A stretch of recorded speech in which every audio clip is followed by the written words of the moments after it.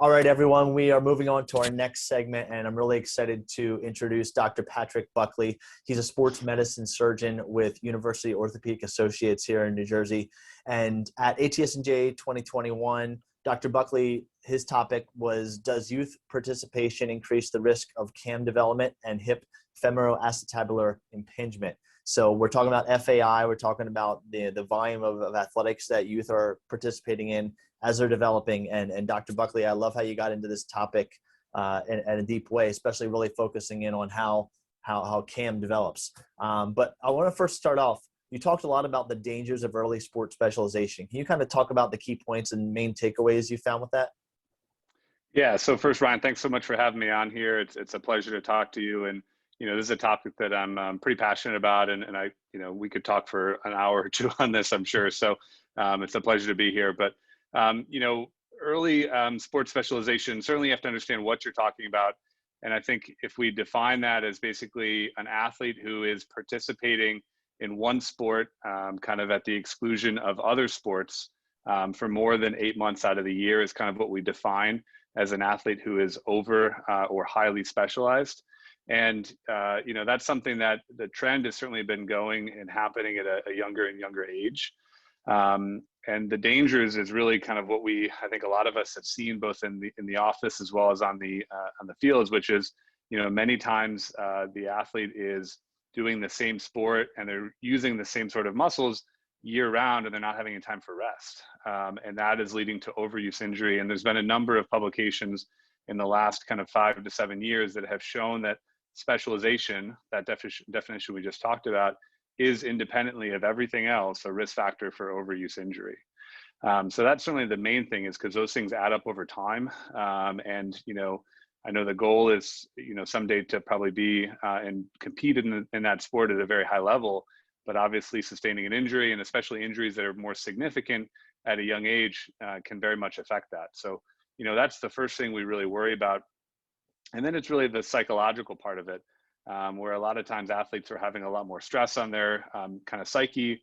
There's a lot of potential, things that you're putting on them that they may not be ready to handle, and many of them will burn out. So that's a trend that we're seeing, and certainly that's something that I tried to focus on and try to educate the group on, with that discussion and the presentation we did on Monday.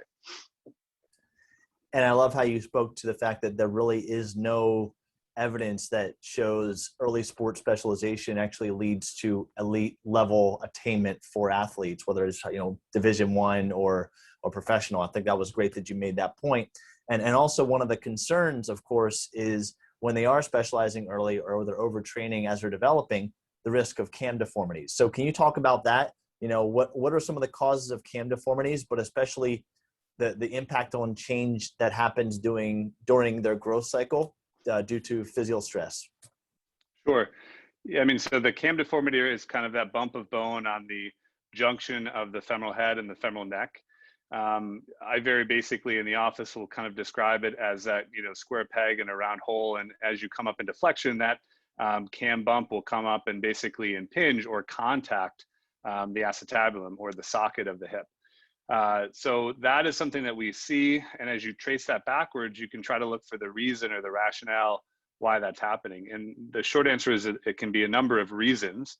There can be things like a skiffy, which is a slip of the epiphysis or the growth plate at the proximal femur. There can be other kind of acquired reasons like Perthes disease or prior fracture, things like that.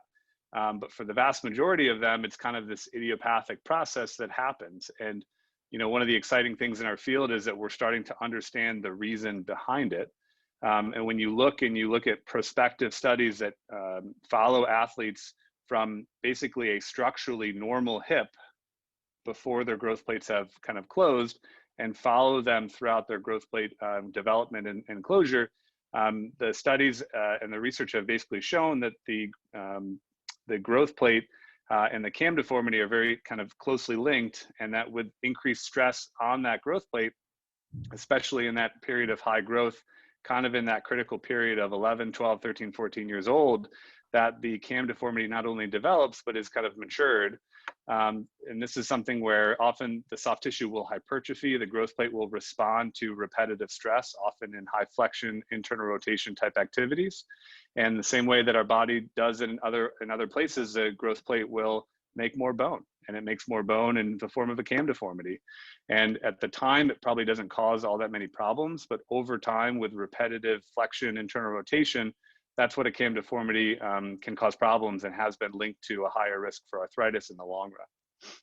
And as an athletic trainer, when we're dealing with, the athletes coming to us, when it does start to present with pain and functional limitations, the hip is a complex joint, and there's a lot of structures, a lot of causes for hip pain. And you spoke about the importance of really having an algorithmic approach to evaluating the hip. Kind of speak to what your general algorithm is for addressing the hip, but also why is it so important that you do have that specific approach in this case?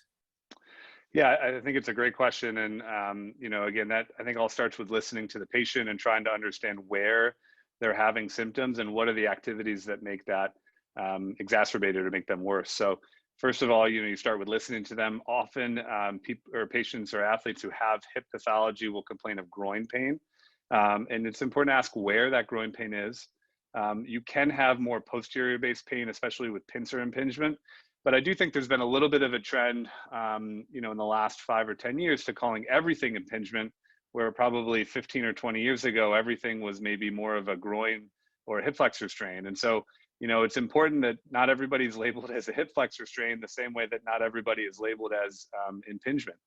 And so, not only will I listen to the patient, try to understand where their symptoms are, but then on the exam, understand the type of things that will, make that worse. So very specifically, I'll look at their pain with flexion and internal rotation. And I think this is where you don't need any fancy tools. You don't need any real specific tests. And this is something for a lot of athletic trainers where if you're examining an athlete, especially during that pre-participation physical, there's a couple studies that I've looked at and kind of highlighted in the talk that, mentioned about having a lack of internal rotation when the hip is in 90 degrees of flexion. And if you have less than 10 degrees of internal rotation, that's something that should really kind of pique your interest and say, could there be something more going on? And I think traditionally those athletes were just labeled as very tight hips and just nothing really happened with that.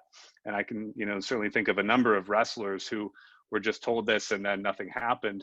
But those are the ones who really probably should be identified as potentially getting, more workup and at least a more kind of formal evaluation to look at that. But that's an algorithm, and that's something that I go through with every patient, starting with their history and then working through the exam to try to really identify the right structure, an area that's causing their symptoms, not just labeling everything as hip pain, and then kind of having the same blanket approach to treating them. Awesome. Thank you so much for diving into that. It was a great presentation, and hopefully, these little snippets, along with everything else that was presented at ATS&J, really gets people to dive into this topic a little deeper, so that we are staying up to date with current trends and helping our athletes with hip pain. So, Dr. Buckley, thank you for your time, and appreciate your insights. My pleasure, Ryan. Thanks so much for having me. Appreciate it. Have a great day. You too.